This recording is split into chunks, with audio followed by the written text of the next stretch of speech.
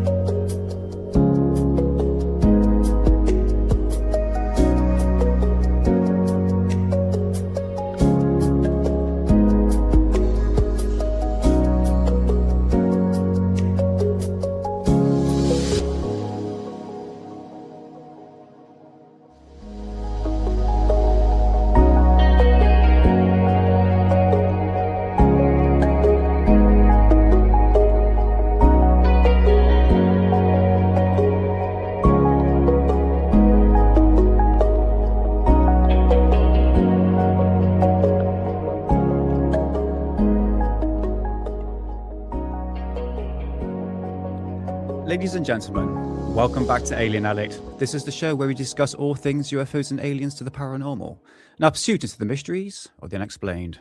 Welcome on in.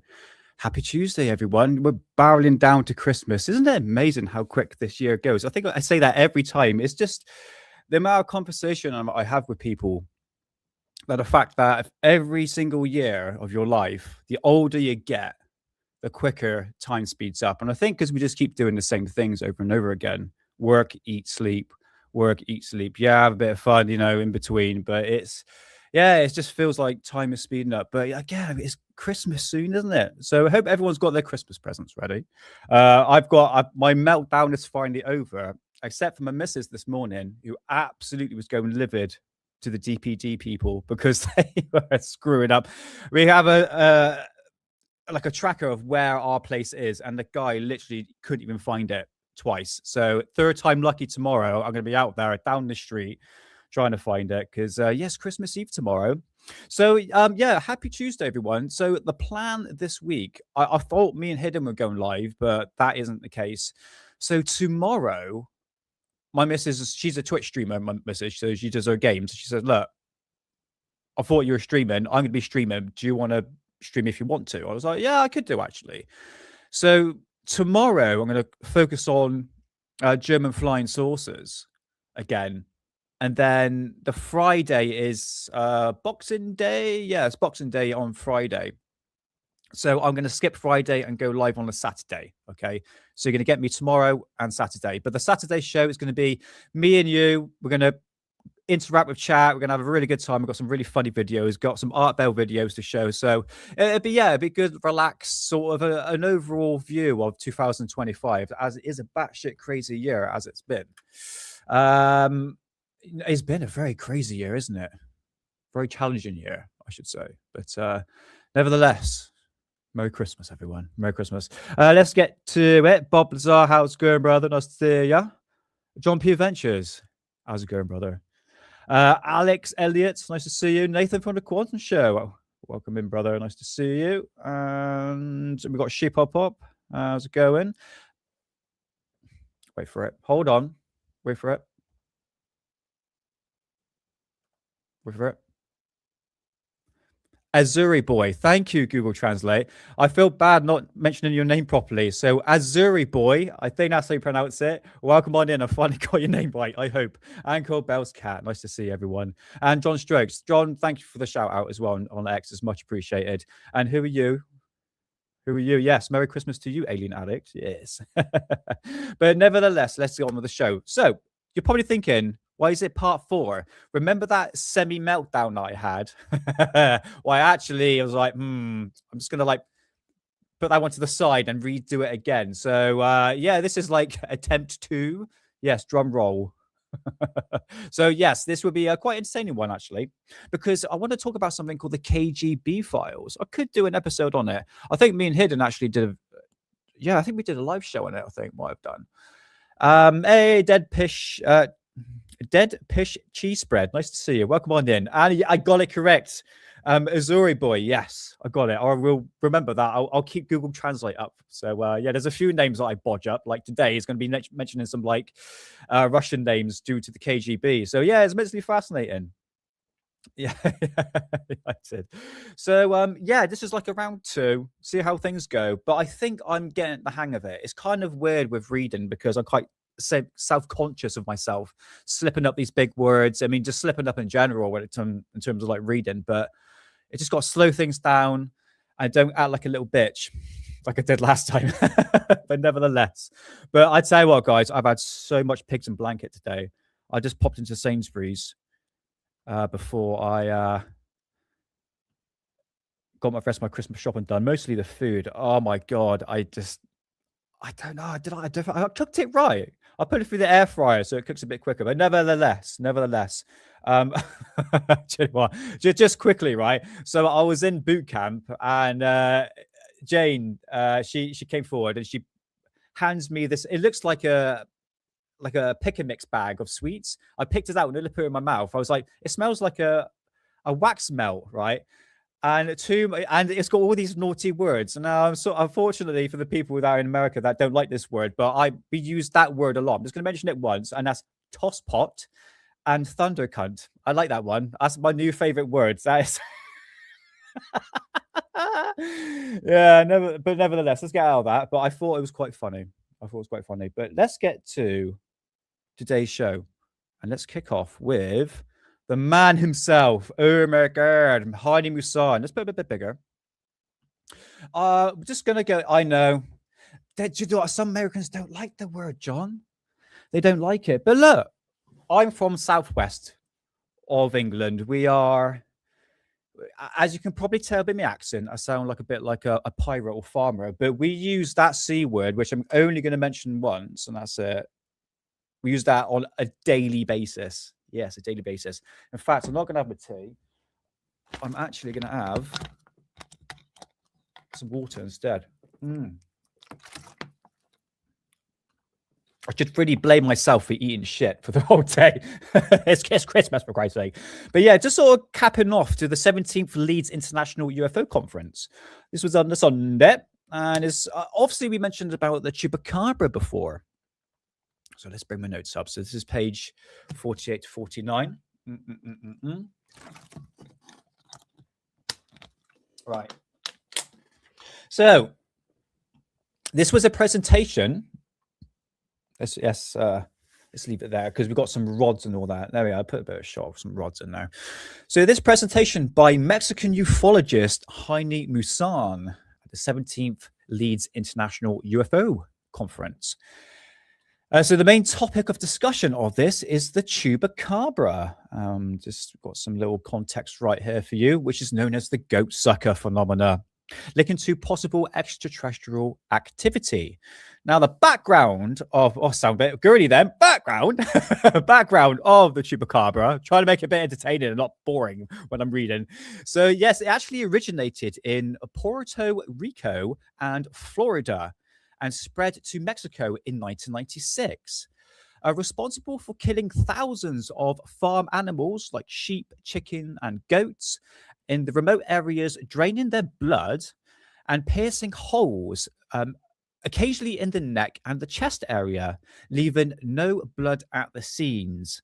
There have been many deaths indicated. Yes, I will bodge up my words. Hey, Moody, that's right. And you know how I read in here, but not too sure, mate. Not too sure. It might be popped up. Just have a look. Continue with my notes here. But yeah, nice to see you, Moody. Hope you're doing well, brother. So yes, obviously this is obviously the chupacabra linked to a lot of deaths of animals and cattle. Not say cattle mutilation. That's more like an extraterrestrial, like greys being abducting these cows, so to speak. But in regards to the goat sucker, the chupacabra, it mostly left like piercing holes in the neck and everything, but completely drained of blood. This is it. Rumors connected to UFOs and alien experiments. Yeah, but this is more or less like a creature, I would say. So one of the key aspects of this presentation is the fact there was a videotape from May of 1996 in Mexico called Pueblo. Oh, God. Yeah. Anyway, so 3 sheep were attacked at midnight. One responsible for health. One in reasonable health. Yes, I will bodge up my words now and then. Scratches on the back of the neck and 2 fresh hole marks in the back of the chest as well, with no traces of blood. Now, one of the 2 big chest holes were completely drained of blood, and no drops found within 25 miles, apparently. So they scoured the area for 25 miles, and they found no traces of blood. It's almost like it's been plopped there, isn't it? Have you seen that picture of I think this like mutilated cow, or it might have been a horse in a tree? It was like 30 foot up in a tree. I might bring it up on like tomorrow's show if I remember. Oh, right. Sorry, mate. I see. Okay, so Heine claims, so Heine Bassan, the man himself, right here, look at his face. Beautiful, very young Heine Bassan, suggests that the creature is not earthly, but possibly an extraterrestrial being related to UFO activity. Named it the chupacabra, and argues it is reasonable for similar attacks worldwide. Presents photos and videos of the captured dying creature as evidence of the unknown dangerous activity. And I think we're referring to this right here. Linked to a broader UFO sighting, a large radar detector, wife encouraged with oh no, hold on. Nope, that's something different. Forget about that, what I just said. So yeah, I don't know what we're kind of working out here actually. That kind of looks like a chicken. If you got a chicken from the butcher's, it ties the legs up, and if you open up the string and the legs open up, kind of looks like that. Yeah, dude, when you sort out your turkey on Christmas Day, you know what I mean? That's like, picture this, right? God, I don't know what the hell we are looking at here. It looks like a bat. I don't know, chat. What do you reckon? Okay. So the audience reaction to this. Should we really go into this?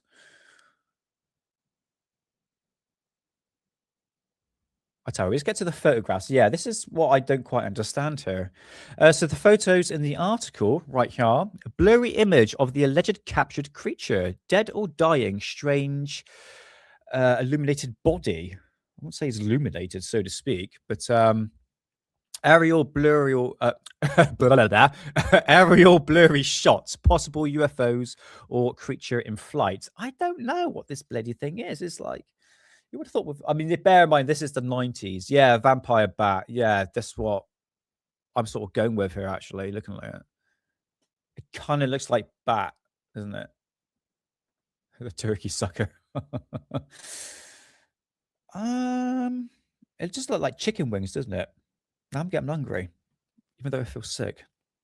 I don't know. It's weird, isn't it? That is weird. Okay, moving on. Nevertheless, so yeah, a blurry, obviously, close up of wounds of animal. I'm not too sure what we're kind of looking at here.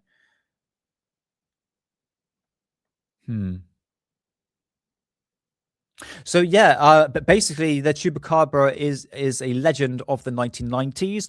Don't really see it nowadays, to be honest. Widely considered a myth or misidentification, I guess, in some cases. But these are some very strange cases in terms of how these animals were drained of blood, and there was absolutely no trace of anything nearby. In fact, we could do, hey, there we go.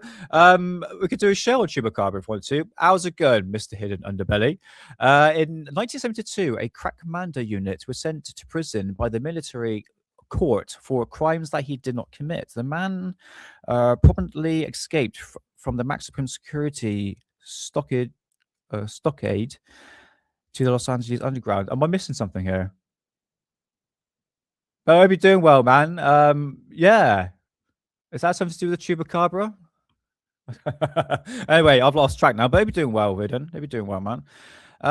So yes, Haile Masson is a very controversial figure. Yeah, obviously, in terms of ufology. And a lot of his stuff has been debunked, I have to admit. It's why I'm a bit mixed reading. I know, see, I am getting better. I'm getting there, man. I'm quite proud. Give me another year. I'll be like a proper expert, mate. Right, let's do it. So yeah, that's it. The Chupacabra. Oh, hold on. I think we got a Haile Masson thing here in terms of rods. Have we got a rod thing here?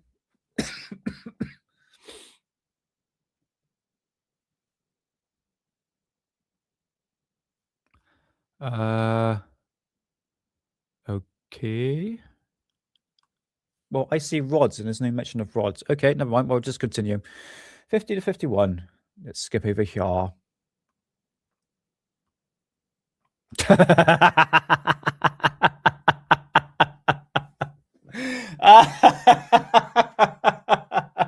Just fucking. Oh man, that's hilarious. Oh, I could do a bit of a giggle. What the hell is that? Look at that. Oh man. Okie dokie.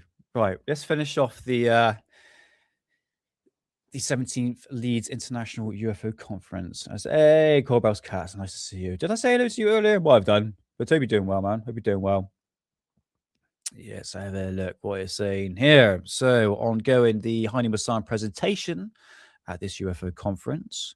So, daytime of the UFO sightings over Mexico City, and this was on August the 6th, 1997.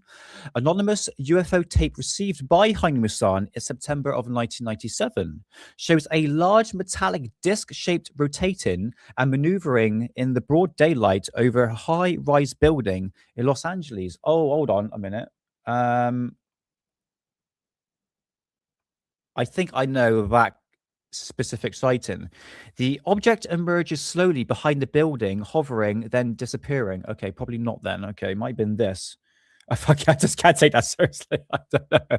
Yeah, happy Christmas, everyone. It's nice to see everyone spreading Christmas joy. It's nice to see.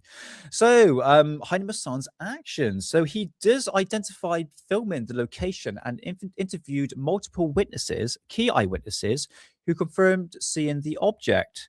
To dismiss some witnesses' claims as fabrication, forced on credible ones. I guess that is one case, I should say. Yeah, much love, brother. And God's sake, answer your bloody WhatsApp. I sent you a voice message. More about tomorrow if you want to go live or anything like that. But yeah, let's know now, man. don't let me hanging, brother. I get worried sometimes. So we're going from here. So plays the video footage on-site interviews during the conference, leaving audience convinced and reflective. Argues that the footage, quality, details, and witnesses support prove authenticity. I mean, look, this is like 1990s back in the day, and you could say, yeah, fair enough. I've been doing the same, man. Mate, I've mastered Yorkshire puddings. Don't let me show you my Yorkshire puddings. I've taken like proud pictures. I'm like a proper like woman, like in a restaurant, taking pictures of like the food. I'm like that now with food when I cook it right, especially my cake. I'm talking about food now, honestly. Oh, God. Yeah, but man, I am pigging out. Hey, how's it going? Who's this?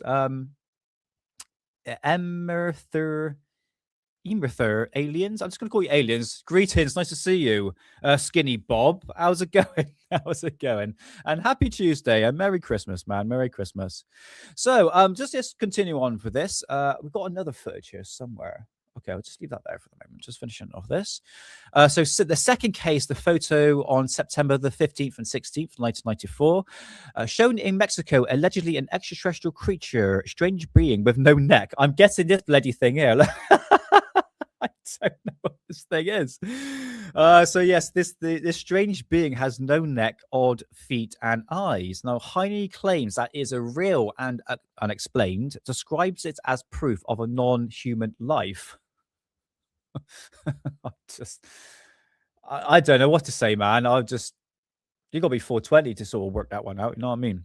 And then you're stoned. What do you reckon? What is this? This thing? It's like a bloody worm, isn't it? Okay, where we go from here? So, I think that's it. So yeah, in 1997, the Los Monas UFO footage. I think I've got that queued up for tomorrow's show. I'm going to show you what that is. I'll sort of backtrack on this one. Is widely regarded as a likely CGI or model hoax. Yeah, kind of. Hold on. Oh god, that was so bad. I so needed a burp. So yeah, that was. I'll show that tomorrow. Actually, this footage because it's one that it comes behind a building and it wobbles. And it was in 1997. I know exactly what it is. I'll have it queued up for tomorrow's show, and I'll show you that. So, yeah, the 1994 creature photo lacks verification and fits Heidi Mason's pattern of unproven claims, unfortunately, yes. So, Heidi Mason remains highly controversial figure, criticized for promoting notorious debunked hoax UFOs and alien evidence cases over the decades. And yes, that's very widely been proven. So, there we go. There we go. Indeed. Right. You tight? Oh yeah, this here. I'm just gonna skip this one, guys. Okay, this is just basically like a astrological chart for like the planets. Got Mars, Jupiter, and all that sort of stuff. Nothing to do with 3i Atlas and all, nothing like that. Venus and all that. So yeah, there we go. There we go. I think we're gonna skip that one. Just make sure I haven't missed out anything. Yeah, I think that's it. So God knows what that is. Aidan, what the bloody hell was that? Right, let's move on. International worldwide news update. And this is obviously in 90. Oh, okay, that's fine, mate. Yeah, see, I was. I understand. That's cool. I wasn't thinking it was when, but I thought I'd just double check anyway. So no, that's cool, man.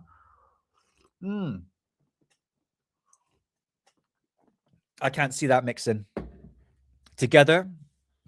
I tell you what, I shall show you my Yorkshires. I've been proudly sending my pictures of my Yorkshires to everyone. Acting like a right snobby prick. Man, honestly, they're huge. They're massive. I mastered it. I must stop talking about food because I do love my food, I have to admit. But nevertheless, we're talking about UFOs here. Let's get to this. So, international worldwide news update. What is this saying on here? Now, this is a very... Colin Andrews, that is it. That's his face here. So, this is a CAA warn pilots. No photographs of crop circles. Okie dokie. Oh, that here, just for context, look at this. That was that footage that was released in the 90s that shows these balls of light circling a circling a field, and this crop circle starts to appear. Rumors at the point, rumors at the time, I should say, were saying that this was a CGI hoax, and only one person came forward in a very, very small interview, and it didn't really go into a lot of context, but apparently this guy met someone at a bar, and then they came up with this idea of creating this footage that could easily be done for the time, if you kind of look at it now, of these balls of light circling the field, and this crop circle starts to flatten out and make this formation. So that's just a bit of context there for you. Okay, so let's get on with this. So, Civil Aviation Authorities, CAA, warned pilots against taking aerial photographs of crop circles pilots selling photos to researchers, main targeted by commercial pilots, prohibited for flying over crop circles for photographic purposes. Researchers Colin Andrews claims that restricted evidence gathering seems to be suppressing crop circles researchers. Note that the loss of potential aerial evidence to pilots to comply. And I would have to admit, yeah, flying at a certain altitude, I would imagine. If you're traveling at like 35,000 feet, that is like pretty much cruising altitude. You ain't going to see like nothing there. But bear in mind now, we have drone technology. So that would be an easier, I guarantee any sort of aerial view of a crop circle these days, most likely taken with a drone, I would say. Because it's all commercial now. Hey, Chilster, nice to see you. Happy Tuesday. I guess that everyone's stoned in chat.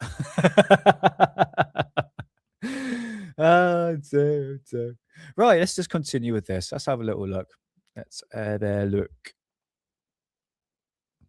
Oh, this is it. The Oliver Castle video. So this right here. Okay, let's see what it's saying here. Mystery explained. Okay, so focusing on the famous 1996 video allegedly showing a glowing snowflake crop circle forming near Oliver Castle's England via lighting orbs. So these light orbs right here. So researcher Colin Andrews received this version right here. It might have been a copy of a copy, not the original one. Later deemed a plausible hoax. Anonymous young man claimed to filmed it, but admitted faking. He was a producer. He was produced in hours, apparently. Unverified weight loss claims. Unverified weight loss claims. What that means? Yeah. So the video identity issues, so widely considered as a fabrication despite early experiment. So I guess for the time of 1997, yes, it was very early days for CGI, and it has that specific look. Pay attention to tomorrow's show when I show that UFO footage in Mexico.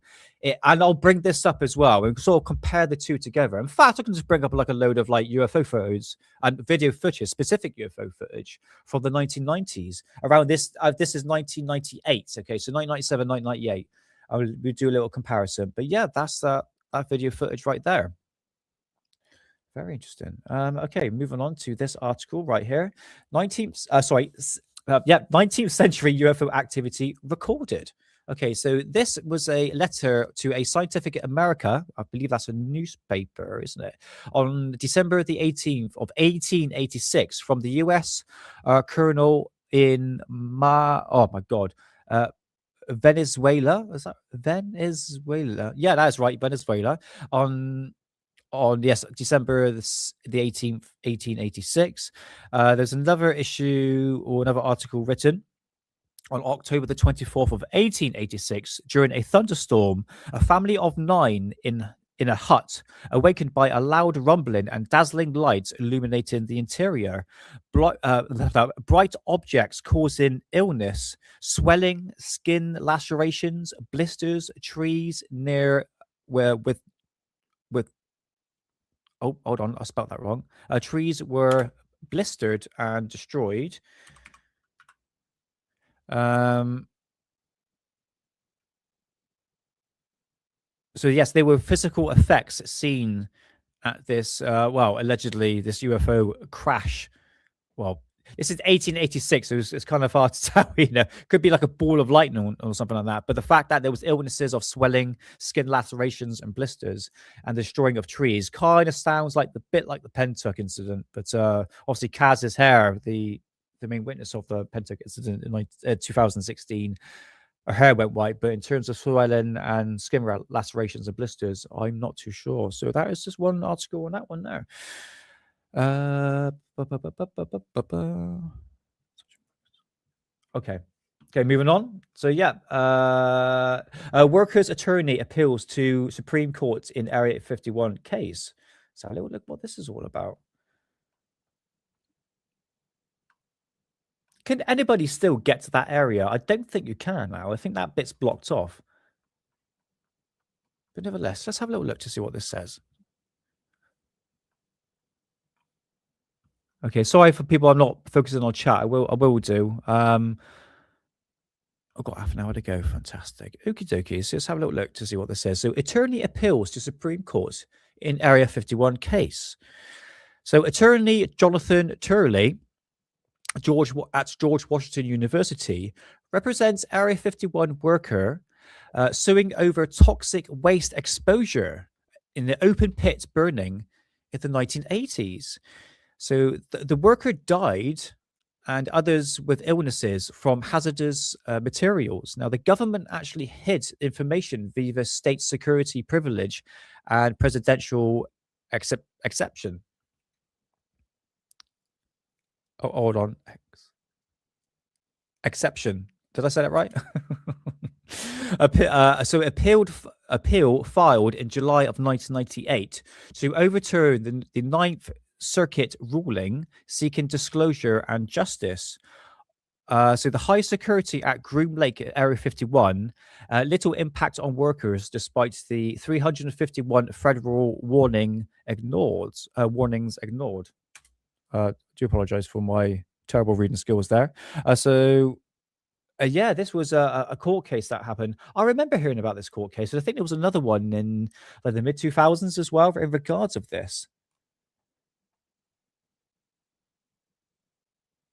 So the worldwide most famous secret base in Area 51 at Groom Dry Lake in central Nevada is still very much a ongoing concern, according to the 9th August report in Scripps Howard News Service. Researchers determined that the 1,851 federal civilians workers who employed in mostly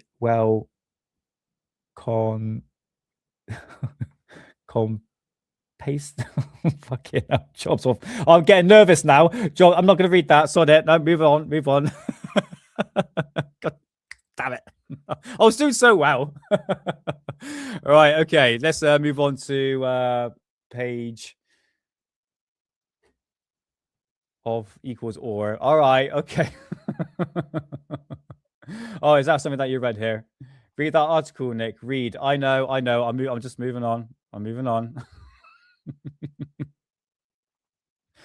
Right, where's my notes? Okay, space and astronomy section of the late 90s. There we go. What can I focus on here? Just leave it there for the moment. Right, let's have a look. Okay. So the author of this column is Andrew Pike. So he's discussing threats to life on Earth from gamma rays bursts, intense explosions of collapsing massive stars, and neutral stars emergence. GRBs. What's GRBs? Oh, sorry, that's the gamma rays. Yeah, sorry. So the gamma rays is known as GRBs. Do apologize. Could sterilize planets by destroying ozone layers, allowing deadly UV radiations to reach the surface and causing a mass extinction. Recent astronomy advances suggest that gamma rays are more common in Milky Ways than previously thought. The newest known potential sources are nearest known potential sources are thousands of light years away, but close burst within 1,500 light years could devastate life. Okay, well, I don't know how far the sun is away from the planet Earth. I guess millions of miles away. I don't know the technical terms of it, but I know this year specifically alone, we've had massive gamma ray bursts, absolutely huge. Even I've seen like northern lights in England, which is very, very rare occasion. So it's obviously I know the sun goes through cycles for every 11 years. It goes through its high period and low period. So that does affect the Earth as well. But yes, it's known for knocking out planets. But to destroy planets and ozone layers, yeah, I guess so. So the Earth magnetic field offers limited protection. High energy particles would wipe out our species. So the gamma rays may explain past extinctions and why complex life. Hold on. It's burped. Complex life seems rare in the universe. And we've got the Hubble telescope here. I don't know. It's very blurry, isn't it, compared to the ones we've seen on the internet?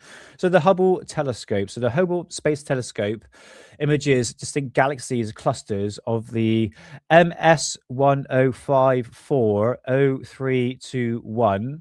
This is basically 8 billion light years away. Fantastic. And this is 1997. Contains thousands of galaxies and trillions of stars. Shows early universal structures. Help study of the galaxy's formations and Big Bang aftermaths. Isn't it beautiful?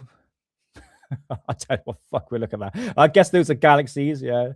But if you like Google these footage now, it just like it's like crystal clear, isn't it? So do we trust NASA? No. Again, this is Hubble telescope, apparently. So there we go. Here's your blurry footage of some galaxies. Oh, interior binary star system. Let's have a little look. Where are we to here? Oh, there it is. There we go. Okay, so focuses on this Gliese. Just going to call it that. Just going to call it 752, a binary system with star 752A and 752B. Okay, so we have here this binary system right here. So diagram explains interior structures, rotation, and magnetic dynamo and conversions in star systems, used to illustrate stellar evolution and energy generation. I have absolutely no idea what's going on in this picture. I'm not an astronomer or scientist, clearly. Right, let's moving on. I think this one right here, probably. What it's saying here, still more extra solar planets. Reports ongoing discoveries of exoplanets in the late 90s highlights potential life on other planets around the sun like stars. Well, we all kind of advanced a lot more into that sort of looking into space now, isn't it? Especially with like Jupiter has like something behind it, or I don't know, it's probably a moon or something like that. Gamma ray flares, that's the one now. Yeah, so intense gamma rays burst detected on the 27th of August 1998. So this originated over 20,000 light years away, briefly outshores most stars. Now scientists note risk to Earth's ozone layer and life from closer events.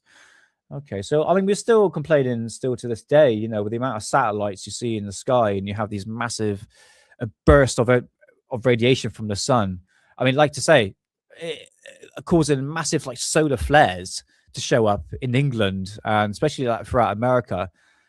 This year has been quite intense. So yeah, has it affected satellites so far? Not really, but potentially in the future it could. You never know. You never know. So comets bombarded a protoplanetary system. Oh, there we go. Comets bombarded a protoplanetary system. See, I can read. So observation of the Bella system shows evidence of frequent comet impacts. Oh, I guess this is the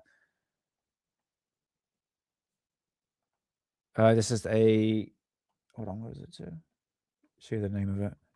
There it is there. A better Pictoris. Yeah, Beta Pictoris. There we go. So observing the Beta Pictoris star shows evidence of frequent comet impact, suggests early solar systems evidence of heavy compact bombardment similar to the Earth's early history. There we go. So it potentially could have life on it. Never know. There we go. Okay. No fancy words for me, Moody. I can't read these big words. But this is the whole main event for today. The KGB files. Yes. KGB. So yes, I don't think me and Hidden did do a live stream on it, didn't it? The KGB files and the footage and the autopsy. Yeah, an interesting one. But kind of looks like a hoax. I gotta be honest with you. But could you remember? I remember this. Let me get a swig of my water. I feel a lot better now. I've had a nice swig of some water. And if I swear to God, if I see Another pigs in blanket. Get out. I do not want to see another pigs in blanket until Christmas. I ate way too many. I must have like 20 of them. Terrible. Mm.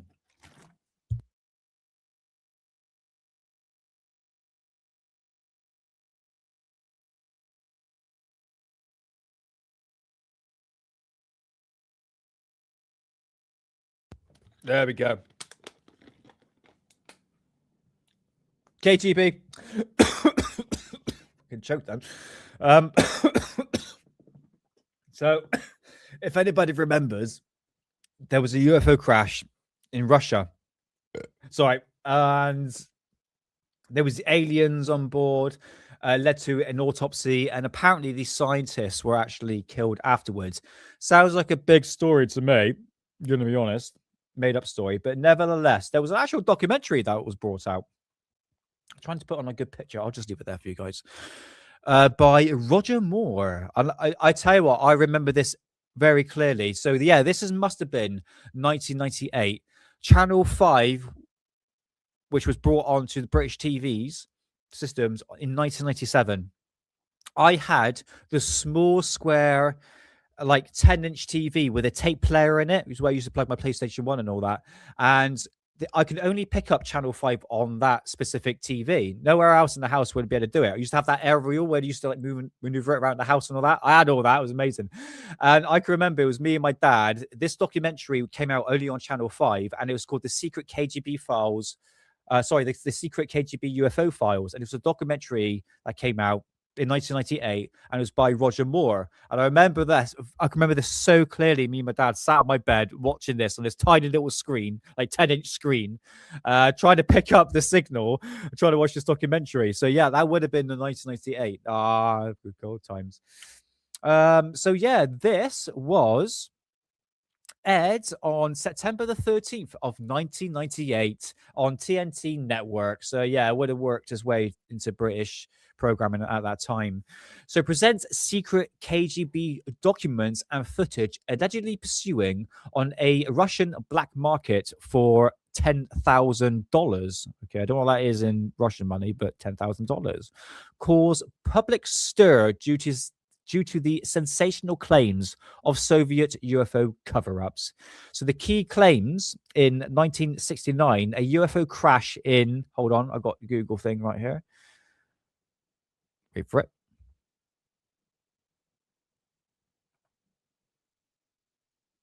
Sverdlovsk. I got a Google Translate. You can't hear it, but hold on. Okay, I got it right. So yeah, this was a UFO crash in a Russian city of Sverdlovsk region. So in March of 1968, a fiery crash of a disc-shaped UFO. A military recovered operation filmed soldiers and officials in uniforms recovering wreckage of a 3 to 5 meter diameter embedded into the ground. Obviously, this UFO disc you can see right here. Just bring this up. There you can see. So this includes alleged KGB documents, others of high-ranking officials like Russian military region commanders and USSR Defense Ministry. But this led to an alien autopsy as well. So a separate segment shows an autopsy of a recovered small unknown alien creature, which in brackets here it says a Russian midget, all right, but it doesn't look like a midget in my case, from what I've seen anyway. Performed at a medical facility. Now it claims. The claims from the All Union Scientific Research Institute of Biology. This is a unit in Russia. So, unlike the 1995 Ray Santilli's alien autopsy hoax in London businessman footage, is present as genuine Soviet footage. Look, can be honest with you, I don't really find this footage absolutely accurate. You know what I'm talking about, right? The alien autopsy. Have we got it here at all? Yeah, there it is. There, just leave that there for the moment. So this is the 1969. Okay. So so there was a research. So the program researcher on this documentary called Alex Heffman notes convincing details. For instance, the Soviet era uniform. Look at that. Yeah, it looks gonna for a bodge job, a B&Q bodge job. I would say not bad for the 1990s. Okay, burp again. So yeah, I'm gonna be honest. Not bad attempts. I have to admit, not bad attempts. But once you get to the alien, it's like, don't look that great. So yes, Alex Heffman, a program researcher's notes of convincing details of the Soviet era uniforms, the 1948 model of the ZIS 151 truck. Got that one there somewhere. Oh no, just leave it there. Okay, for the time being. And the natural soldiers' behavior, high ranking KGB involvement. Now, some UFO enthusiasts, for instance, like the people on UFO X, intently. Did I say that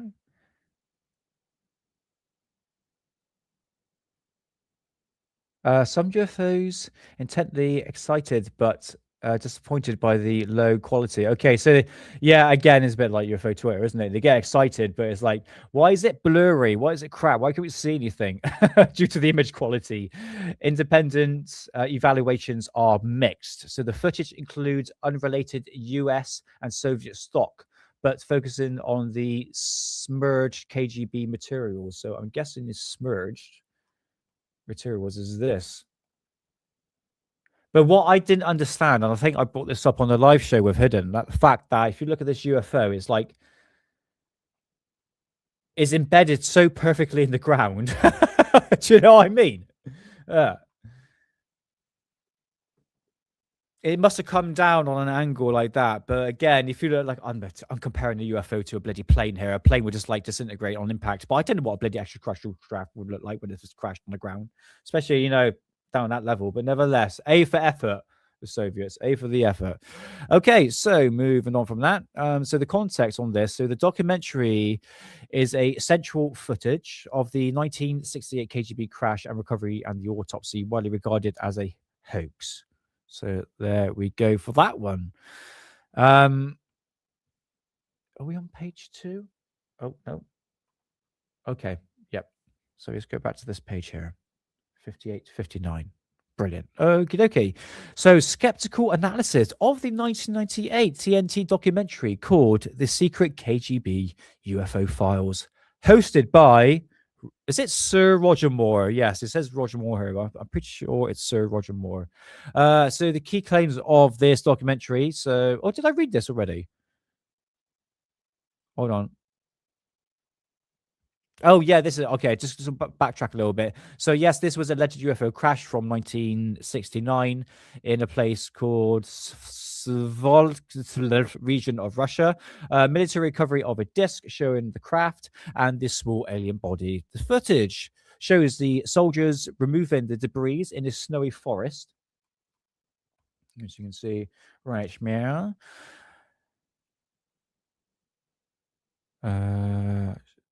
Yes, from a snowy forest, which is showing that the patches on the KGB uniforms looks pretty authentic. Okay, so the separate autopsy scene in Moscow shows a small humanoid creature examined by doctors, and it's got the doctors here that I cannot pronounce their names, but there are 3 of them.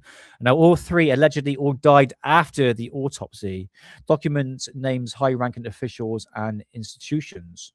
Okay, but this is all in Russia, in Soviets, Russia, whatever. So the researcher Alex Heffman does notice a few key details that might back up that the fact this might be real, and it is the actual behaviors of the soldiers itself. Now, these could be actors. You never know what circumstances of this footage can actually cause. So it's saying here a natural soldier's behavior, and this is coming from Alex Heffman. We've got another one called James Orberg, he's highly skeptical, according to him. So questions suggest stage for profit. I always say why. Why do the Russians want to bring this up? If it was created in in the mid 1990s, why would they bring this out? It's to make the Americans say, look, we've got an extraterrestrial craft, or it's just, again, not saying that necessarily this is the case, but in the 1990s, the hype of ufology was pretty much on the cards, isn't it? It was a massive cultural impact. Do you think what was brought out, the X-Files, the Men in Black, Independence Day, this documentary, the fake alien autopsy, it was relevant. Ufology was massive in the 1990s. I remember that very, very clearly. So again, it could be leading to the hype, but again, that's just me playing devil's advocate. I'll just putting that, that theory out there, so to speak. Okay, so so there are some skeptical praises on this. Let's go back to this alien right here. Okay, so the questions authenticity of props, documents, and deaths. Note that the producers disclaimed responsibility. Materials of entertainment purposes. Okay, because it's all in it's all in Russian, isn't it? So speculation on motives, ratings, profit for post-Cold War UFO hype. I guess what's in part what I'm saying compares to Roswell. Cause much for it as the awful lot of trouble for a fake. Yeah, I tell you what, we could just do like a little recap of that tomorrow if you want to. I just want to play the footage of this. Okay, so yeah, something to talk about, but it could be staged. And why would they want to do this? And what is obviously is saying here in this article about the fact that it could be a motive for ratings, profit for post-Cold War UFO hype. But I guess ufology was more of an American-based hype, isn't it? No, I can see it's pretty much worldwide. Oh, sorry, guys. I'm missing chat, aren't I? Science Evidence Fringe. How's it going, brother? Nice to see you. Welcome on in. Welcome on in. Is that everyone? I think that's everyone. Yeah. Again, apologies for my reading skills, guys. Again, it's doing better, doing slightly better within time. Okay, yes, move on from KGB to this page 60 to 61. Summary of this article called "The Cyborg Mysteries" by Richard D. Evans. So this explores whether the advanced cyborg technology. Bear that in mind. You think about AI robots now at the moment. Well, AI implanted in them, and these robots, you can do things to them now. They can speak. They will be used for sexual purposes at some point because look, men look at a robot that's very attractive. Is like, can I stick my dick in it? It's true. That's what they do. So that will come. That's just how men operate. Lonely men operate. Not saying like me and you, but basically that is part. Sex is profit, isn't it? Sex equals money. So if it can put that to a cyborg, why not? People will pay for it. So yeah, I just went on a tangent there. Sorry. So cyborg technology as human advancements with electromechanical parts, like a vagina.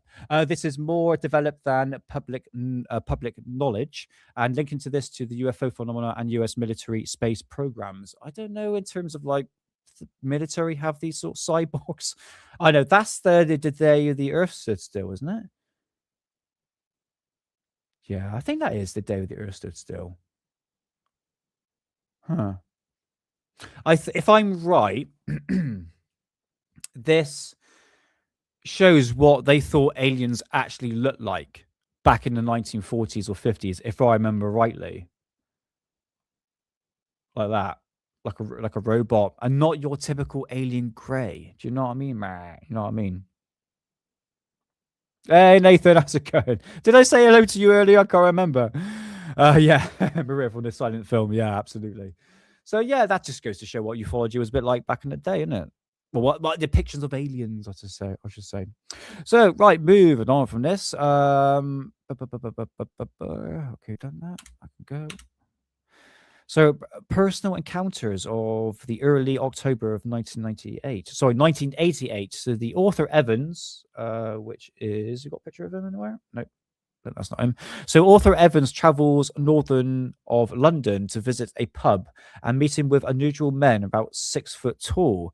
So these had facially hairless, no visible skin blemishes, plastics, or textures. Artificial looking skin and prosthetic limbs in a pub in London. Okay. So the man's superior appearance as a dark artificial looking eyes and hairs, puzzled-like stares and impressions of a second man nearby watching. Resembles an adult male, but the non-human traits, triants, skin quality difference from the burn scars. Okie dokie. Evan seems something strange and doesn't look fully human. But why would it be in a pub in London in 1988? I just okay. Right, moving on for that. So, reference to the sci-fi author Martin. Can't pronounce his second name. Photo included from the 1972 novel Cyborg. Oh right, billion. Oh, this is from the $6 Million Man. Is that right? Okay, all right. I thought. Oh no, I got to Google this. The day the Earth stood still. Oh no, I got it wrong. No, my bad. Sorry, guys. Okay. I stand corrected. I stand corrected. Yes, it just came up here. That's it. At least we got that all corrected now. Okay, I thought that's me being an idiot. So yes, this is a claim that cyborgs developed a real event, like the U.S. Air Force pilot critically injured in a plane crash rebuilt by bionics. And oh yeah, okay, that's the whole premise of the actual $6 million man. Yes, I did say that right. Okay. Okay, let's move on to this guy here, Captain Thomas Mantle. There's Thomas Mantle right here. What's Thomas Mantle all about?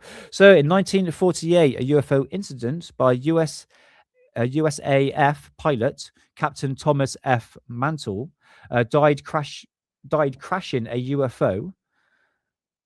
Oh my God, Nick. Damon died chasing a UFO, and he blacked out due to hypoxia.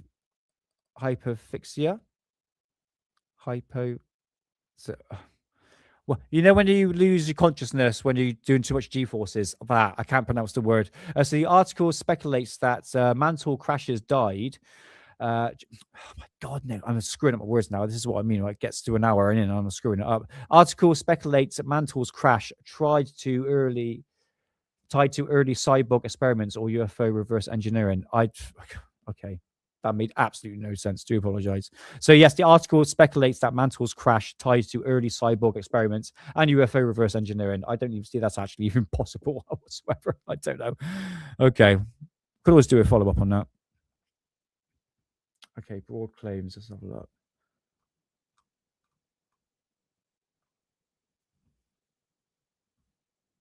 Oh no, I think that's it.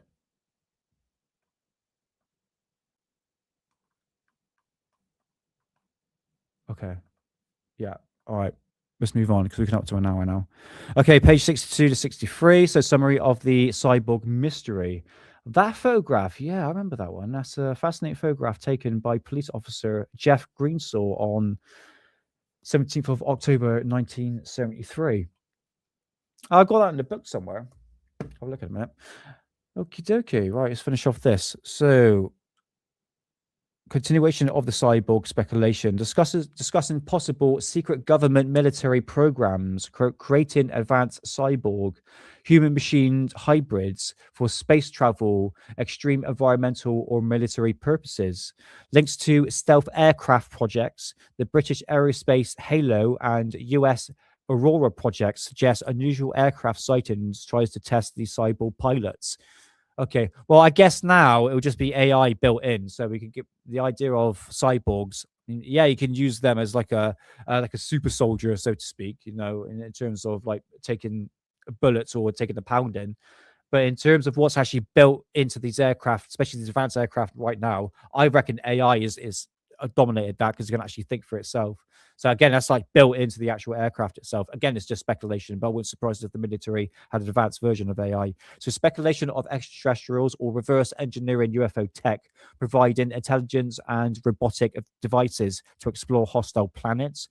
The author reflects of the 1988 encounter, I guess, and that's the one with the guy in the pub in London, wonders if the strange man was an ex-serviceman volunteer of a radical cyborg surgery.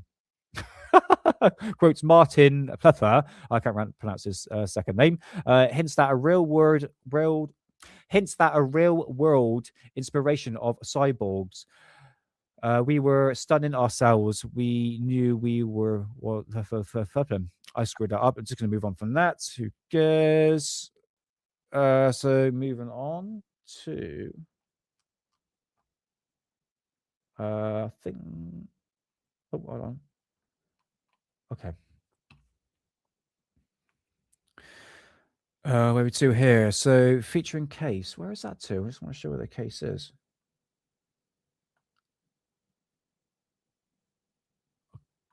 Okay, not too sure where this is on here. So Police Chief Jeff Greensaw. Oh, there it is. Oh, yeah, that's it. Yeah, that one there. That's that creature right there, what we're talking about. So yeah, Jeff Greensaw photographed a metallic suited humanoid, shining silver, 6 foot tall, after a UFO report. And this is it here.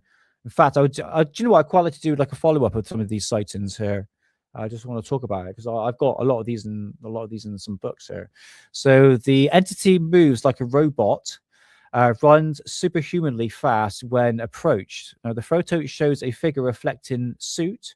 Article presents a possible cyborg or alien robot. So this is widely considered as a hoax. Yeah, blah, blah, blah, blah. Likely a person to be on fire.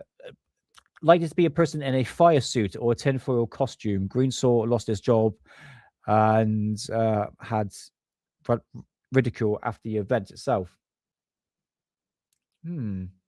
Yeah, I'll do a follow up on that. That's a good photograph because there's actually many of them.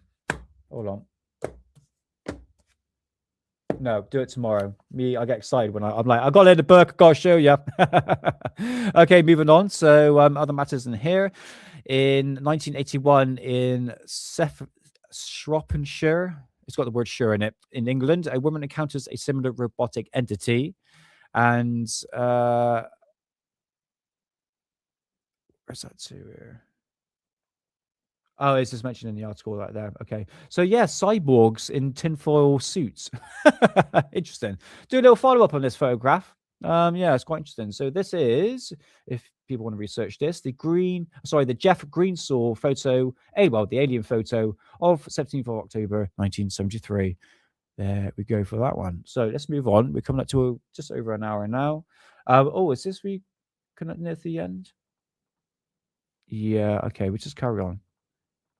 So just going to blast through this very, very quickly. So UFO classified and special report. Is there anything? I think this is just basically events and information. Because bear in mind, you got to think, this is like the early stage of the internet. This is 1998. So yeah, okay, internet came out in 1995, but still people were using magazines to find out where these conferences were, where was the latest crop circles, where you get your sources of information for actually meeting up with people. I'm going to burp again. I'm just being a gentleman. So yeah, this is it. This is sort of one of the pages you go to actually find events going on. Yeah, UFO groups, events, services. So we can move on from that. So extraterrestrials and the Vatican. Let's have a little look here. What it's saying here. Are there aliens underneath the Vatican? Wouldn't be surprised. They're definitely hiding something, that's for sure. So special report, extraterrestrials and the Vatican. So the background: in December of 1998, the White House announced up to $1 billion to NASA's project Fingerprints of the Life, led by Danail Goldlin, to research the extraterrestrial life statements emerging from NASA and the Vatican. Okie dokie. So it's saying here that the Vatican stands on potential discovery of alien life. Did we talk about this? This sounds familiar. Okay, well, it's saying here that Father Cordo Baldacci, I'm just going to call him Cordo, Vatican exorcist and author and on demology. Okay, that sounds pretty cool, actually. Demology. So he obviously is a father right here. He believes that extraterrestrials exist and no conflict with Christians or God and faith. So here's a quote here from him. It says, "It's reasonable to believe that it's reasonable to believe and affirm that extraterrestrials exist. Their existence can no longer be denied." Okay, fair enough. He's at least got his open mind. Claims that many UFO reports are credible. Aliens are not uh, e- ed- edible. Does it say edible? Did I say that wrong? Aliens are not edible. Yeah, it says edible here. I might have said that wrong, man. Oh, it just says edible, idiot. Suggests that aliens could be more involved spiritually. Humanity not central of this universe. I guess, saying that life doesn't exist outside this planet is it's a bit retarded, isn't it? When you look at it, kind of. So alien parts of God creations would not contradict Christians' consensus. I know they did say that. Do you know what? This sounds familiar. I think there was another report in 1997 saying the same thing, that the fact that if disclosure did come forward, the Vatican would be like, "Yep, see, we told you." But I guess there are some references to the aliens, especially in the Book of Enoch, which is completely different, whether or not actually the Vatican takes that seriously or not. But you could say in the Bible there are some references to some sort of extraterrestrials, and you see that could be angels, etc., etc. Again, people have their different interpretations into it, but nevertheless, at least I guess they've been a bit open-minded. So yes, a Vatican man puts faith in ETs and his friends. Well, you never know, mate. There might be like Mars attack. Yeah, well, not happening, isn't it? You know what I mean, mate? All right, can skip this one. So what we've got here, just quickly, let's just get this one out of the way. I keep thinking I've got work tomorrow, and I don't. Yay! I can stay up as long as I like. The missus like, it's time to go to bed now. I'm like, okay, go to bed. But no, she's dreaming at the moment. So what it's saying here, the UFO dictionary in directory. I need to slow my reading down. The world's most comprehensive catalogue of UFO-related products. There's when you can buy all your zip-zapping needs for ufology. Okay. I think we can just skip all this. Right. Oh, this is interesting. The alien threat to planet Earth. What is saying here? So the alien threat to planet Earth by Mac Dismere, PhD. So he just called in Mark. Did I call him Mac? No, it's Mark. Yeah, I do apologize. Mark presents a highly alarmist view on extraterrestrials pose as a serious hostile threat to humanity. Evidence from UFO cases and abductions indicate aliens are aggressively preparing to conquer and dominate planet Earth. I'm not sure about that, mate. I haven't been probed yet. So, general aspect of this threat of this Earth discoveries of a long ago by hostile aliens from our solar system, possibly Venus, Jupiter, or Mars colonies, or nearby Earth systems. Earth star systems. Aliens are never peaceful. Yeah, so aliens are never peaceful, communicated. Historical violence suggested intelligent but hostile beings. No open invasion yet, but screening perhaps like Cold War scenarios already underway. Movies like, here we go, see, Independence Day reflect real hidden agenda. I'm going to bring something up in a minute. War goals, colonization, and conflict to Earth. Right. Perfect example. Just said it right here. Independence Day. Look at that time period. I would say 1997, 1998, 1999. No, that sort of time period. It was big in ufology. It was huge. So I understand people are going, well, all these movies are coming out, so it's blatantly telling us something. Like we're seeing with Steven Spielberg's movie Disclosure Day. People are going, oh yeah, there's a hidden meaning to this. I mean, are we going to get disclosure out of this? The same thing would have been through bloody Independence Day and Men in Black, and even the X-Files as well, or something's coming, guys. Is like, look, after this we had the Disclosure Project, and look at that. That was actual proper officials who were in charge of launching nuclear missiles. So there's very, very credible people, and we're now 26 or 7 years ahead. And now, in this case, nearly 30 years ahead, and we're still saying the same thing. We haven't seen the aliens yet come down and, taking over Earth like a Cold War scenario. Do you know what I mean? So again, he brought up the Independence Day, which was a massive film back in the day, obviously Will Smith and all that. So the material aspects of this threat. So aliens poses as superior technology controlled by anti-gravity and nuclear detection. Nuclear detection? I mean, would they have that? I guess so. I mean, they've been in charge of like, well, in some cases, especially in Russia, if you'd believe in the George Knapp Soviet documents or the Russian documents that he brought over from Russia to America, stating that some of these UFOs actually started to launch nuclear missiles. Apparently, if you believe those documents are actually real, could be fake, who never knows, disinformation campaign or psyop, could easily be launched by asteroids, comet strikes, or newly diseases, but prefers for a gradual approach. What's it mean by gradual approach? Okay. Flying triangles observed in Belgium Air Force, seen as a technological process on behalf of aliens. Right, this is it here. We've known that as every time we see an aircraft like this, 3 lights and a central light, is known as the TR-3B. Obviously, the black flying triangles back in the late 80s in Belgium, the Belgian wave, obviously the triangles back then, as being something as an advanced military craft. Okay, so again, if you want to refer that to back engineered technology, that's up to you. But again, it depends on what avenue of research you go down. So the aliens maybe bring reinforcements to our planet, increasing in UFO sightings during recent years, signals, warnings. Same thing now, isn't it? I keep seeing it. Flipping a Free Eye Atlas has been blamed on it now. Oh, it's going to be like a fake alien invasion or some sort of alien invasion with Free Eye Atlas, which is gone now.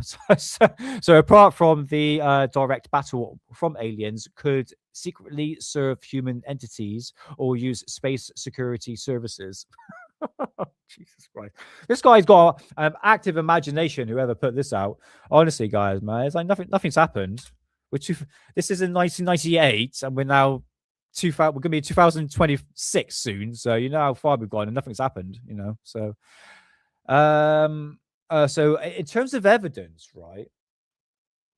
We didn't really have any pictures of crop circles. So we're saying here. So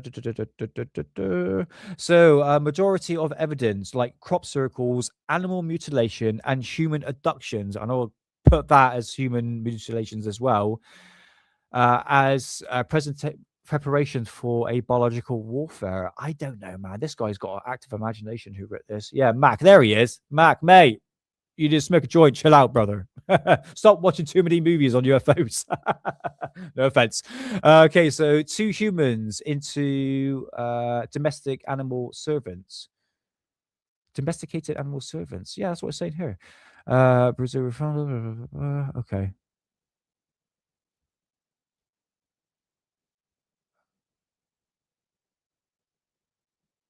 Okay, so 2 pilots died pursuing UFOs. Thomas Manta. Yeah, we have done that. Yeah, okay.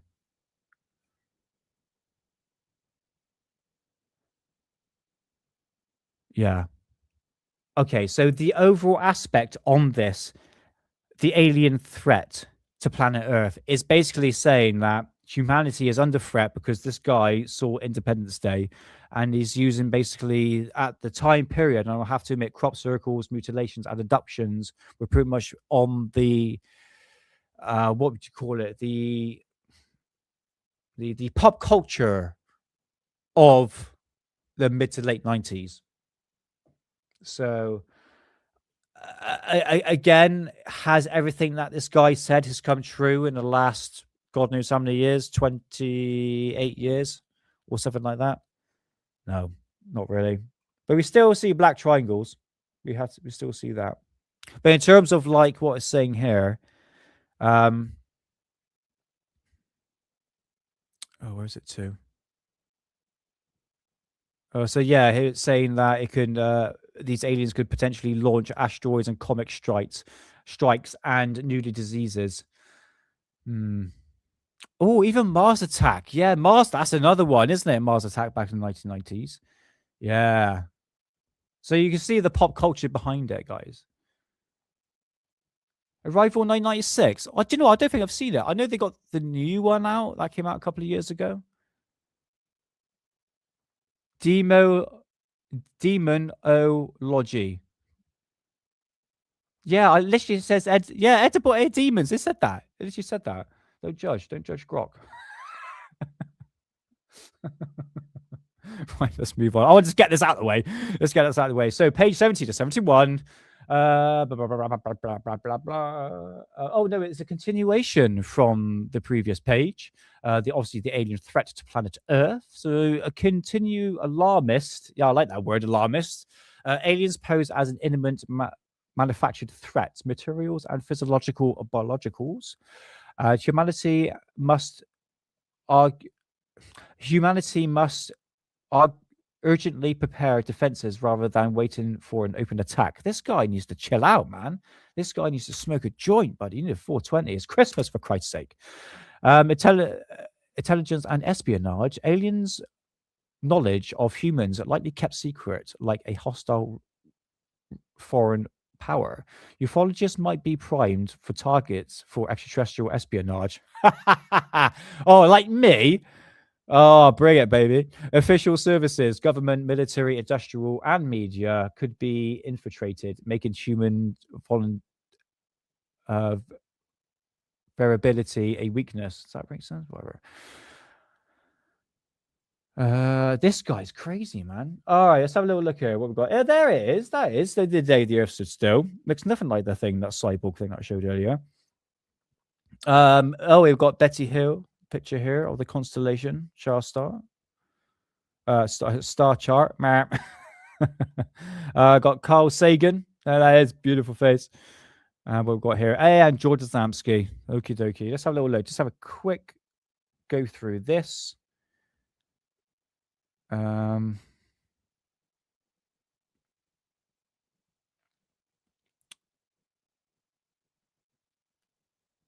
Counterintelligence advice. Questions, contacts thoroughly, background characters and interrogations. Example, reflect on Carl Sagan's influence on astronomy, who promoted government promises of no UFO threat. The article questions if he delayed public awareness of cosmic dangers. So Carl Sagan, he did talk about UFOs back in the day. Don't really know that much about Carl Sagan. I know I need to buy some of his books from back in the day. He's got from 1985 novel Contact, adapted into a film. Yes, I remember that. I heard about that film. Was as a cosmic impact delaying Space Guard article using to argue Sagan's downplay of real alien danger. Oh, okay. I gotta check out that movie Contact. Is it worth seeing, guys? Hey, how's it going, Green Tea? Nice to see you. Nice to see you. Yeah, Green Tea. Have you seen the movie Contact? Yeah, it was actually a novel in 1985. Okay, I'll look into that because everyone keeps bringing up in ufology. Okay, so delay in response aid by aliens. Obviously, saying in this article right here that the fact we need to prepare ourselves for an alien attack.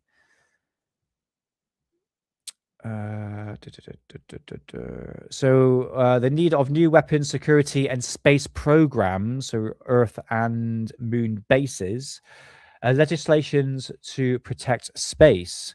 So the ultimate showdown with aliens in Earth systems is pretty much inevitable. Oh my God, I can't pronounce it. Inevitable.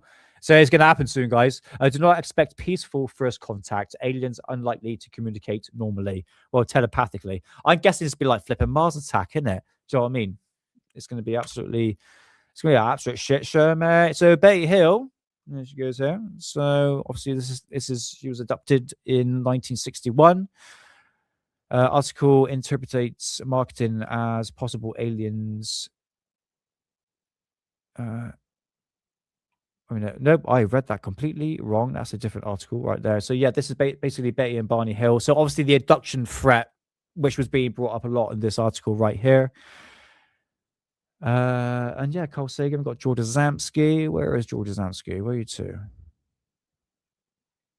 Oh, I think it's just showing a picture of George. Oh, let us know in turn that the controversial contactee, George Adamski, in 1891 to 1965, he was the founder of a mystical sect before the alleged commence with aliens, and the aliens lied to him about the other worlds of our solar system, like the demons are said to lie to those who invoke him. However, that does not disprove him as a contactee. On the contrary, Azamsky is a channeling. Kazansky or channeling would have been an ideal subject, easy to distract concept in the eyes of the followers. For an early experiment in the manipulation of a large number of human beings, including large world leaders, through the human or pseudo-human prophet. For that matter, in the prophecies of the Christian Bible about the false prophet in the end times, etc., have any reality, but probably refer to my opinion to the aliens' arrival on Earth and the activities in order to control us to do away with our civilization. Yes, I read that good. Did you hear that, Green Tea? And Moody. Moody, did you hear me read? I didn't screw up that time. Yes, Arrival 996. See, I'm getting better by age. If I keep doing these, I get better by age. Okay, there we go. So yeah, George Zamsky. I need to get one of his books, actually. Yeah, I think you might be able to see it on. Yeah, I'll have a little look. I'll have a look for that movie. Right, let's move on because we're getting there, guys. We are getting there, and I appreciate everyone sticking around. Where we are got. Oh, okay, just one more page. One more page to go through. Summary. So, editors and holiday snaps. Oh, right. Okay. What is saying here? Flying saucer cross in 1951. I was walking along a footpath in Hammond's Hill Farm in Hescox, some distance away from St. John's College at the Hurstper Point. I noticed a unusual occurrence in the direction and having my camera with me, I took a photograph of it. Well, where's your photograph then, mate? I haven't thought about it in years until Jonathan Thither in the Daily Mail mentioned that he was interested in such thing. Only my immediate family had previously seen the snap. The thing was like a topless cross, the arms and legs being composed of flames. It hovered there long enough for me to take my camera as it's cased, and it took a snap of it. Suddenly, oh, there it is. There, I think it's there. Suddenly, it's then rose and phenomenal speed. So it then rose at a phenomenal speed upwards, then as quickly shot forwards and disappeared. It was late evening, and the sun was on the left, and you can be seen from the shadow on the Tower of St. John's. The thing was really bright, lightening the clouds around it. At the time, I did not think UFOs and spaceships were part of everyday language, and I certainly did not come to think that I didn't come to think of it as something alien. I haven't seen anything similar since. Okay, let's have a little look at this. Okay. Mate, it's a blurry photograph. Let's everyone take the piss out of this photograph. No, I'm joking. It's the 90s, for Christ's sake. So could this be Britain's oldest UFO photo? Hold on, wait a minute. Is that the right photo? Yeah, it's got to be. It's got to be. Let's have a little look. So it's saying that the sun... Oh, hold on. Let's go back a bit. What it's saying here? So on the left, you can see that the shadow of the tower in St. John's... Where? Huh. I don't know. Oh, hold on a minute. Sorry. You guys can't see. Thank you, Green Tea. Thank you. Yeah, thank you very much. Thank you very much. I'm getting there. Yeah. Mate, I don't know what I'm bloody looking at, to be honest with you. Where's the tower? Oh, I'm guessing it there? I don't know, guys. I don't know. It's something in the sky. Bright light. Hard to tell. Okay. Right. Secrets. Dear sir, I have been a regular reader of UFO magazines for 4 years now, and for one reason, I enjoy reading, like Nick is here, and it is so much featured about related subjects. The Secret Britain article have been an interesting read, and reminds me of a story related to one of my tutors shortly after I had finished my fine art degree. He told me that how he and a group of students on a field trip in Cornwall had gone for a long walk across some moors and came across some run down old buildings. He described them as being as like old brick barns, which were large in size. The group had explored inside one of them and discovered a building to be completely emptied on the ground floor, but raised above was uh, a mezzanine.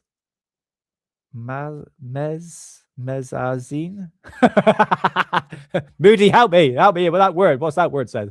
Mezzanine was a series of offices which were all completely empty apart from a large, very heavy looking table in the middle of each room. The odd thing about these tables were a large groove that ran down the middle of them towards the hole, which looked as if it could be part of a container there to catch something as it fell through. My tutor then said that he got the impression that they shouldn't be there, and the whole party left. Okay, it's a bit odd. I don't know. It's like some sort of satanic ritual. Oh, here we go, green tea. Mezzanine. What was that? Mezzanine. I thought it was like the Roman things. What was it called? I thought it begins with an M. I'm just going to move on from that because I'm just going to screw up. I can't explain myself. Okie dokie. Thanks again.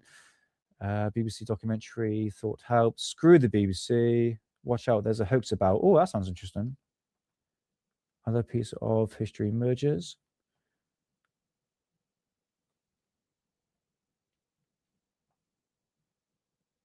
So I'm just going to see if there's anything interesting to read here. Okay, let's do one more.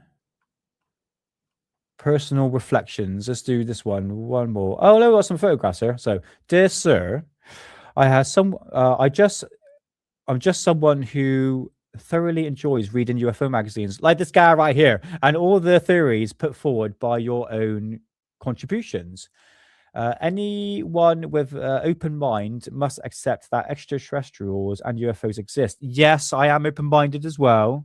I am open-minded, even though I do come across a bit skeptical. It's just I've been in this field or this for a long time, and you understand the cracks behind it now. That we must share the cosmos and other beings. Okay, I like the sound of this guy. But they are superior beings with an advanced knowledge and or technological. What they can actually gain from visiting us, and for that matter, what can they learn from them? What can we learn from them? They are not exactly showing us the way. Anyway, I have my own not very serious theories that we are some kind of entertainment, some kind of cosmic computer game. Well, that sounds interesting. And they are come to see us because we're here. Perhaps UFOs are time machines controlled by some future races. After all, if we could travel back in time to slums of Victorian England, how dare you? We would. Yeah, it's slums, isn't it? Really? Okay. We would just for the hell of it, for the hell of it, knowing it was just an experiment. Oh my God, Nick! I'm just going to read this quickly. Slow it down, Nick. Knowing it was just an experience, a temporary encounter, a touch of a button bringing the visitors back to their home comforts. I liken it to luxury actual reality game. Of course, where it be the case, that could mean there's no point of these UFOs visitation. It would be all a game. It would all be a game. Yep. Just something to do. In the future, we can all probably accept to enjoy more. Oh my God, my eyes are going all funny now. Well, I'm just going to read this a little bit. So we can all probably accept to enjoy more leisure time and pursue all kinds of travel. Not a very serious explanation to what UFOs may be about, but then maybe we are all guilty of taking ourselves too seriously. Yes, an overstatement, an overestimating our importance in the universe. This is from Mrs. Linda Hardy from Netherthant, England. I'm done reading. That's it. I don't think my blue eyes can't take anymore. But let's have a look at these photographs anyway. So what's this? Holiday snaps taken one. Take one. Sorry. See what I mean? After an hour, I'm like, man. Got a interesting. I don't know. Looks too big for a bird. I don't know. I don't see any wings on it, but nevertheless, pretty cool. What else we got here? A holiday snap take 2. So this is in South Wales. Holiday in Greek island of Kephalos back in August. Is that right? Kephalos, August 1994. When these photographs were taken, a curious streak or object appears in several of the pictures. Okay. There's another one. Currently, UFO magazine has over 30 videotapes under analysis or that's it. I'm done reading. That's it. If you want to see all of this, you can go check out Internet Archive. Hey, Spirited Kenny, nice to see you, man. Epic reading. Oh, mate, I hope it was alright. It was a bit better. Yeah, sorry, but Spirited Kenny, hope you're doing well, brother. Hope you're doing well. Yeah, just to sort of cap off what we got here. We got some cattle mutilation. Oh, that guy there. He's been on Richard D. Hall. That's it. David Cainton. I think he's dead now, isn't it? I think. Bugs from outer space. Secret Britain's uncovered. Okay. Giza Base 2000 International UFO Conference. Right, I think that is it. To the end of the page, just shows a bunch of magazines. So there we go, guys. So what can we learn so far? Well, let's just do a recap. We had Heine Massans and the Chupacabra. Obviously, we got some rods here that I don't think I brought up. Nothing about rods.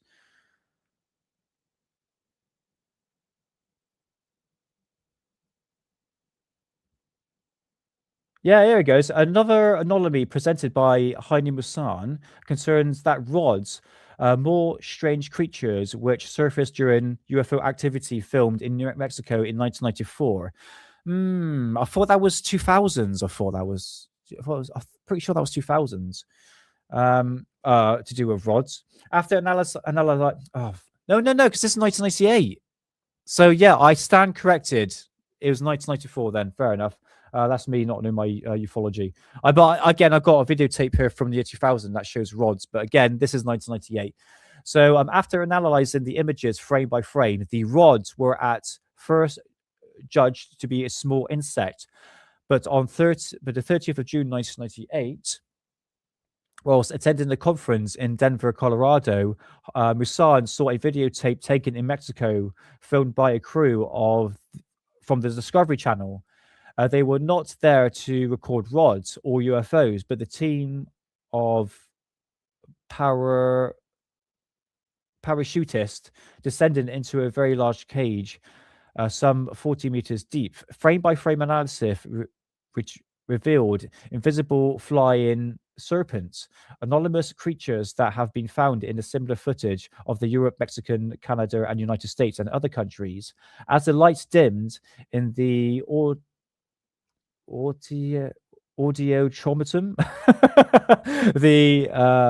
the hushed audience were treated to the assortment of amazing videotapes images from the several countries which captured these incredible creatures in flight at 1 to 10,000 shutter speeds. Hanyu will be joining the team of scientists from the United States on the 1st of November this year to take part in the planned expeditions to the caves to further study the phenomena in depth.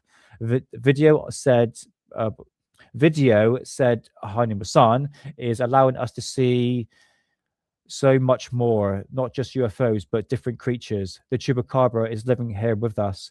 These creatures, rods, have oh my fucking god, sorry guys, I swore, I said the word cunt earlier. What am I talking about? Is living here with us. These creatures, rods, are living here with us. That's it, right? Okay, that's it. I am done with reading. I can't do it.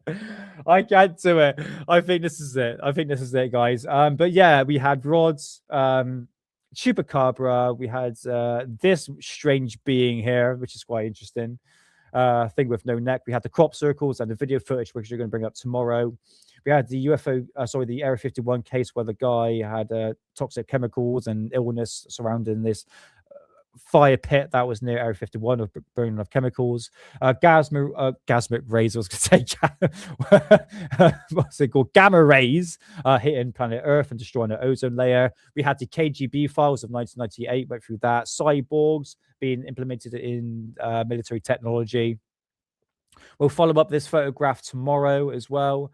The Vatican talking about aliens and threat to planet Earth. Obviously, that was a very, very typical mid to late 90s pop culture at that time, and amongst other things as well. So that is it. That's it. That is capping off of the November-December of 1998 of UFO magazine. So yeah, I hope that was a bit of educational purposes, even though my reading is slightly getting better. I just got to learn to slow things down in perspective. I'm not 420 too hard before the show. But anyway, so yeah, that's it. So what I wanted to do tomorrow, I want to do German flying saucers, and no show on Friday. Be back on Saturday. Just be a really, really good show. Just me interacting with you. I've got some Art Bell footage to show. I want to make it a bit entertaining, something a little bit different, but I want to interact with you, because I've been sticking with a script, and I like to go back and forth with you guys, because it's the reason why I do these shows. It's because of you. But yes, the Germans will be back. The Germans. Hold on, what's this one? Oh, it's July. This is one of my oldest ones I've got from 1959, Flying Saucers. But this is from July. There we go. See, July 1959. So I have to wait till July on that one. But what I want to do is... Oh, I tell you what. Hold on. Right. Next UFO magazine will be this one here from December... Yeah, I'll squeeze one out. Before the end of the year. December of 1972. We're going all the way back to 1972. So we went from 1998. Well, we went from 1997 to 1998. We're going to go to 1972. Way. So, yeah, we're going to look into that. It's only like 17 pages. So I think we can get this out in one go, maybe two. We'll see. So that's on the next one. I have this book here called Secret Projects Flying Saucer Aircraft. And in here, I found something quite interesting.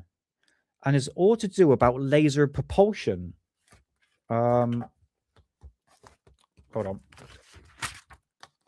These hard copies are very hard to handle.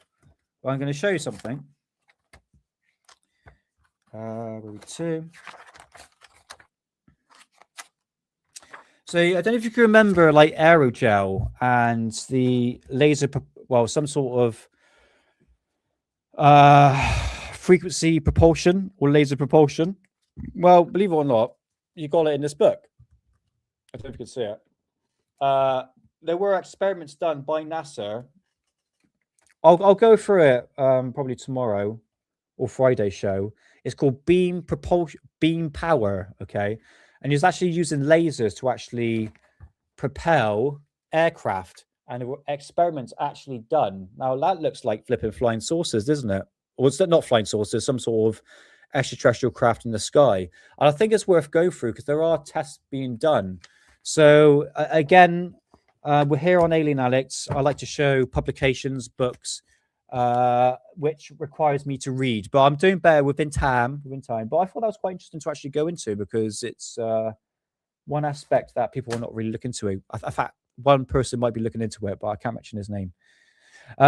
You're real to do a show on the Germans. Oh yeah. I have a real good time. There we go. I have a real good time. Yeah, am I going to do real again? Might do if it gets brought up in one of the publications. Yeah, I think so. What I want to focus on, and I think I might do that tomorrow's show, is where the photographs come from, and I'm going to show that tomorrow with publications. So yeah, if you're new to Alien Addict, please like and subscribe. Be much appreciated, because I'm going to change things up next year with Alien Addict, because I think I need to start uploading videos, and I want to do little snippets of like history of ufology. I know people are interested in up-to-date ufology, which I will cover. I will cover on Saturday's show. But to be honest with you, like, there's really nothing going on at the moment. I'm looking through. I do really want to break down the Steven Spielberg Disclosure Day trailer. No. Yeah, do I talk about Free Atlas? No. I rather. Do you know what? I was sat here. I'm going, I need to think of content. I'm just like, looked over here. I'm like, I've got tons of content. Oh, I've got absolutely loads of it. All I need, so I can pick like extracts from this book and read through it. It's I quite like to do that.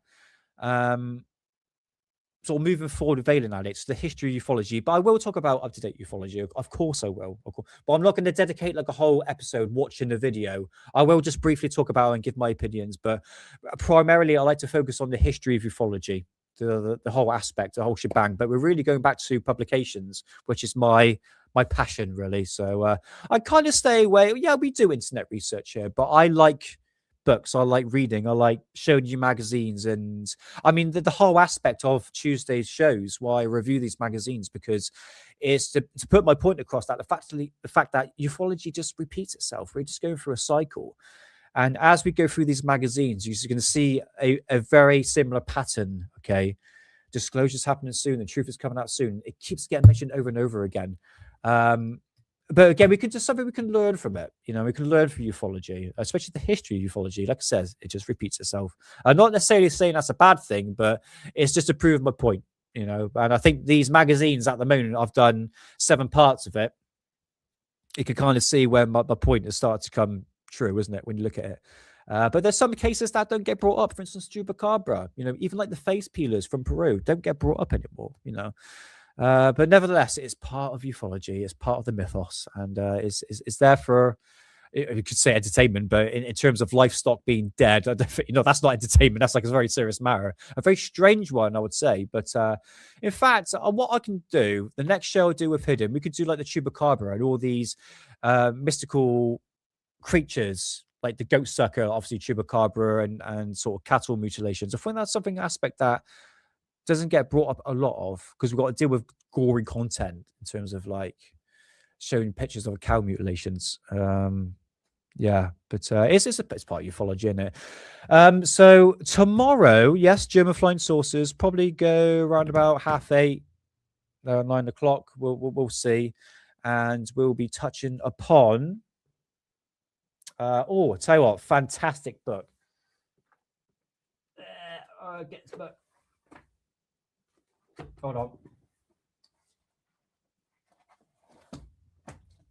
Oh, right. What's this? Nick, would you do if one landed and a being got out, began to walk calmly toward? Mate, I sorry, green tiered. Apologize. I shouldn't call you mate. That's very not a gentleman of me as an Englishman. I would say I would just be chilled, man. I'll just be chilled. I'll be like, hey, I'll stick the kettle on. Let's 420 and let's talk about your experiences. I'll generally do that. I don't think I'll panic, because I'm not saying I'm expecting it, but if I did see it, it wouldn't shock me. I'd be like, okay, here's my time. My time is here. Let's go through this experience. But offer a coffee. Yeah. A cup of, what we say in England, a cup of tea and a fag. Oh, snap. People don't like that. That's what my nan says. She's like, come on, Nick. Cup of tea and a fag. There we go. But yeah, a coffee, as one would say. I'm talking about cigarette here, okay? It's the old British term. But yeah, I mean, in terms of going back to your question, Green Sea, yeah, I think I'll just be chilled, man. Unless it's like a Mars attack situation. If we're going back to that article, what that guy said, could they be hostile? I don't know. But if it was calmly walking towards me, and again, I'm not saying psychic, but I just get the vibe from people. It's weird. It's like when I mentioned about the restaurant situation, or the I'm out and about with, or I meet somebody. I just get their vibe. Not necessarily have to have a conversation with them. It's just I get their aura, and I can spot their vibe. Not saying that will be the equation for aliens and me contacting aliens or being in front of an alien. I'd be like, oh, do you know what? I think you're calm, you're peaceful. Come in for a cup of tea and a fag. Do you know what I mean? But nevertheless, yeah, I wouldn't be hostile, man. I think if they can sense it from you that you're chilled, I think you're going to get the same outcome, or might get probed. Who knows? So offers on the table that way. But yeah, tomorrow will be German flying saucers. In fact, I want to touch upon not real. Fantastic book here called Flying Saucers from Nazi Land, the real stories of Nazi UFOs. I tell you what, that is balls deep. There's no point in me writing a book because it's all here. And what I want to touch upon, kind of leading off to last week's show, we're going to touch upon Nazi Antarctica and the bases from the stories, and the German Haunebu. Actually, no, yeah, the German Vril Haunebu photographs, which we're going to get into tomorrow. Yeah, I think that is pretty much it. But yeah, immensely fascinating stuff with the German flying saucers. So yeah, it's one aspect that a lot of people don't really look into. Or hold on, I get really anal with my books. It has to be in like order. Potential space weed. Hell yeah, brother. Hell yeah. That's it. Yeah, the Howling Vril. The publication's down there. I'll have a look. But yeah, it's the original photographs. Okay, it's where they all came from. So I'm gonna splice things in between the two. I'll talk about it tomorrow. I'll talk about it a little bit on Friday. But nevertheless, I appreciate everyone being in chat. It is amazing that the 23 people who turned out is watching this right now turned up, because it's because of you why I keep doing Alien Addict. And I think I've got a rhythm going now. I think I've got my foot in. After a year, I'm like, okay, I could talk about this. I've got no content. I could always bring up a book or bring up some publications. So that's a bit calming for my mind as well. Obviously, we talk about new things of ufology, but at the moment, guys, like I said, nothing really is going on. Nothing's going on. But it's your continual viewingship is much appreciated. And yeah, I'm rambling too much. It's coming up to nearly 2 hours now. Okay, that's pretty cool. Hour 47 minutes. Fantastic. So yeah, I'll see you tomorrow for German flying saucers. If not, have a wonderful Christmas. And I shall see you on on Saturday, 27th. So yeah. So I'll be going live tomorrow and Saturday the 27th. So no show Friday, but it'll be on the Saturday, okay, at 9 o'clock. So yeah, if I don't see you, have a wonderful Christmas. And I truly, truly mean that. Spend a day, not going on Twitter. Spend the time with your family. All right. I know we want to look at our phones and all that, but spend the time with the family and kind of forget about the shit that's going on in the world just for one day. Could you do that? Could you do that for me? All right. Fluffy is saying, people call me Fluffy in boot camp. Forget about the shit in the world and spend a day with the family, eat a load of food, and forget about thunder cunts. All right. I love that. That's my favorite new word. So we got toss pots and thunder cunts. Love it. Fantastic. So yeah, I truly, truly mean that. Have a wonderful Christmas. And it's time just to sort of think about Jesus. Oh no, no, it is about Jesus, isn't it? If you're Christian or not, but nevertheless, but have a wonderful Christmas. And yeah, I shall see you tomorrow or Saturday. All right. So until next time. Oh no, let's go through chat just to say a little goodbyes. John Strokes, you want to be there tomorrow, but yeah, happy Christmas to you, John, and thank you so much. Hopefully see you Saturday, but I honestly appreciate you being in chat constantly. It brings warmth to my heart, brother. It really does. Thank you so much, and I truly mean that. That's not me being gay or anything like that. I honestly, it's a massive privilege. It's same with Sheep Hop Pop. Honestly, much appreciated. Bob Lazar, you sexy bastard. Thank you so much. Nathan, sexy beast. Thank you so much. Santa's List, Bigfoot. Much appreciated. Oh, brilliant. Nice one. And Green Sea, my darling, thank you so much across the pond. Have a wonderful Christmas. And Nathan, again, happy Christmas, man. Science Evidence Fringe, another sexy bastard. Jean-Pierre Ventures. Oh, yes. With you and your sexy long hair. Not gay, by the way. Green Sea, again, thank you so much. Muda Mongrel and Spirited Kenny. Sheep Hop Pop. I'm just repeating names there, aren't I? And Bob Lazar. Right, guys, if I don't see you tomorrow, have a wonderful Christmas, but I should see you on Saturday at 9 o'clock. Until then, believe none of what you hear and only half of what you see. I'll see you soon. Have a good one.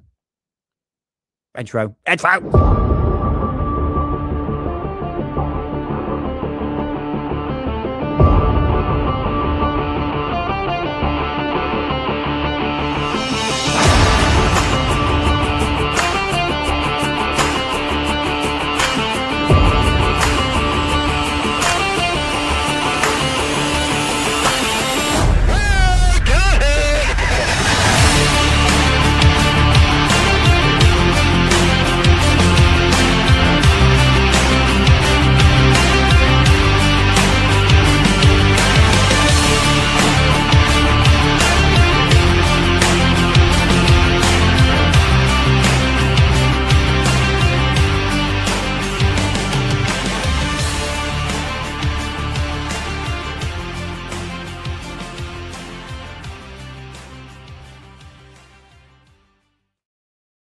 Chillster, thank you so much, brother.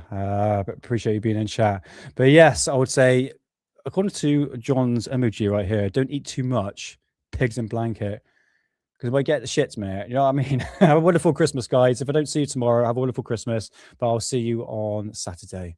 Have a good one, guys. All the best.